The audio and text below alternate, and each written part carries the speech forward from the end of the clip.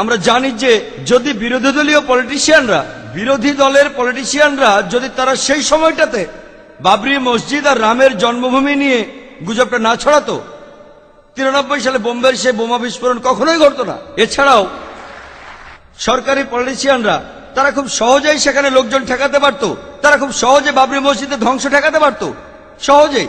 তাদের কাছে সুপ্রিম কোর্টের রায় ছিল, তাদের সাথে মিলিটারি ছিল, পুলিশ ছিল, কিন্তু তারা ভয় পেয়েছিল যদি এটা করি তাহলে ভোট হারাতে হবে, এজন্য তারা মসজিদের ধ্বংস ঠেকায়নি। দ্বিতীয়, এর জন্য দায়ী সরকারি দলের পলিটিশিয়ানরা। তৃতীয়ত, সাধারণ ইন্ডিয়ানরা যারা সংখ্যালঘুদের উপর চড়াও হয়েছিল, তারা সেখানে হাজার হাজার মুসলমানকে হত্যা করেছিল, এজন্য তারাও দায়ী, নিরীহ মানুষও দায়ী।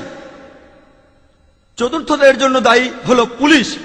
পুলিশ খুব সহজেই বোম্বের রায়টটা ঠেকাতে পারত, অথবা ইন্ডিয়ার যে কোনো জায়গায় সহজেই। সাধারণ মানুষ আমরা মিলিটারি ট্রেনিং নেইনি,